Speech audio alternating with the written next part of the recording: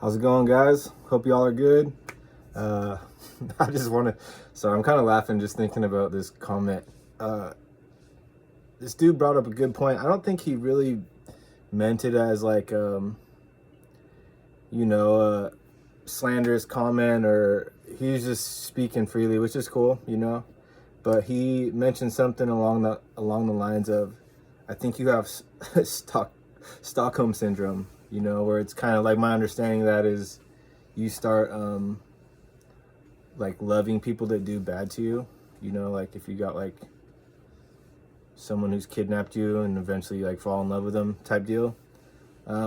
So I just wanted to unpack that a little bit, because I think in some of my videos, it may have came off as if I'm like, happy that I went through the situations and the crazy stuff with gang stalking. And it's like, I'm not talking about being happy about going, like experiencing these things. Like the stuff that I went through was very, traumatic and very, traumatizing. Like straight up, there was times where I thought I was gonna die, in fear for my life, multiple times. Very confusing, very mind-boggling. I mean, I could talk a lot about all that. So the experience in itself wasn't fun for me. It wasn't fun at all. It was the worst thing I ever been through.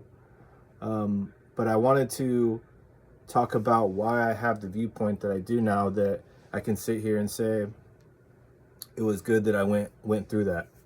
It was great that I went through that.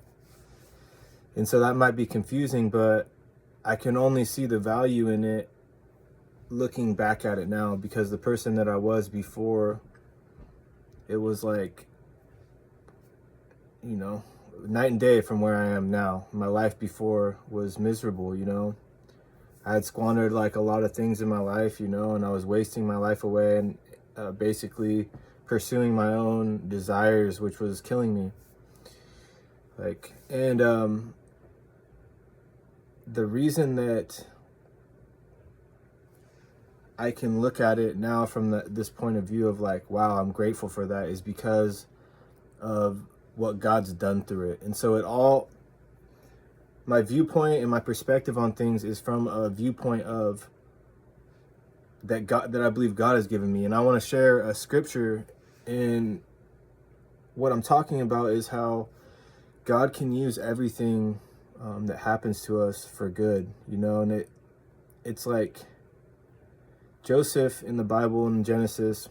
Joseph was sold by his brothers to Egypt, right? Hated by his brothers and sold off. They were going to kill him, and they decided, let's just make some money off him instead of killing him. So they sold him off. Bunch of things happened in his life. He got falsely accused of rape. He spent time in like a dungeness prison. But eventually he was exalted by God. He was always doing the right thing, never talked about how he had bitterness or rage. It's like, imagine going through that, you got sold out by your brothers and all these things. You did time for a crime you didn't commit. You were falsely accused and slandered, and then forgot about while you're in prison for several years, right? And it's like, before all this happened, God had given him dreams and basically told him that his brothers were going to bow down to him. And that's why that they didn't like that, And, so throughout this whole time, like Joseph had a lot of, ammunition to become bitter and resentful towards God and towards his brothers and all these things. Like, he lived a really hard life, and it just seemed like things were happening to him, and then eventually Joseph gets to a point where he's basically like almost the top dog in all of Egypt, like next to Pharaoh. He becomes like first in command basically of everything Pharaoh has. And there's a famine, and Joseph's family actually comes up to Egypt, or down, gosh, no, I don't know. They come to Egypt because there was a famine, and Joseph, like God gave him insight that a famine was coming, so they were storing up, food and things for years. And so Joseph's family, all his brothers, came up and they're talking to Joseph, yet they don't know that it's Joseph, because he's no longer dressed like a Hebrew, or he's in the Egyptian culture, and he was basically raised up in this, and he's in high command, so they don't recognize him. And finally, like, some things happen, and Joseph reveals that it's him, like, I'm your brother, Joseph. And he has basically the chance to, get his revenge and all these things. But this is the point I'm getting to. He's like,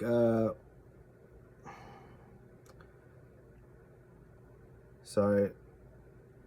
They sent a messenger to Joseph, because they went back to their homeland to get their father, but their father passed. And so they're coming back, and they sent a messenger, and they said, they tell him to say to Joseph, I beg you, please forgive the trespasses of your brothers and their sin, for they did evil to you.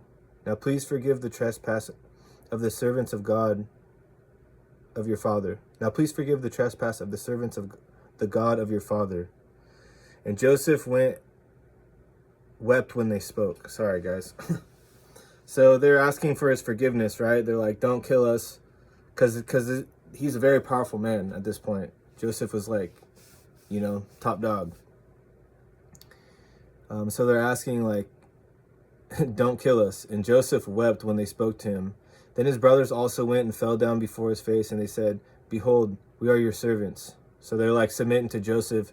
Joseph had the chance to kill him, for all the stuff he went through. And then he says this, he says, do not be afraid, for am I in the place of God? Meaning vengeance belongs to God. And that's another biblical principle.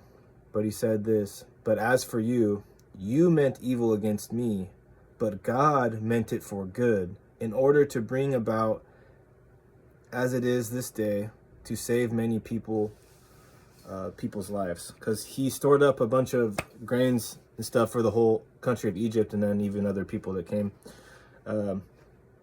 So he said, this is the part I want to talk about, is he says, but as for you, you meant evil upon me, but God meant it for good. So what is that saying? It's like, did God do those things to Joseph? God didn't do those things, but he allowed those things to take place for, an expected end. So God's hand was in the whole thing. God had given Joseph a vision before all this stuff had happened, and allowed him to go through these things, and it was like all this opposition and these bad things that were happening to him were actually trials to form the man Joseph needed to be. And at the end of it, from Joseph's position, it wasn't bitterness, it was forgiveness. And he said, it doesn't matter what you guys did, because God used it for good. And so that is my position in all this. Like, so as far as the Stockholm syndrome, it's like, I have no respect for what the gang stalking, all that stuff. I don't respect that. I'm not with it. It's evil, right? So let me just say that. That's not what I'm talking about. I'm not thankful for that, them doing that to me. Like, that stuff sucked, but what God did through it, God is above all that. God allows these things to happen, in my view. And you can see it in scripture. It's like, it's for a purpose. And now I'm standing in my purpose. I work in addiction ministry. I'm getting ready to do prison ministry. My life is good now. I don't live solely for myself. I live, to try to please God now, and to share that with other people. And it's like, my life is way more full now.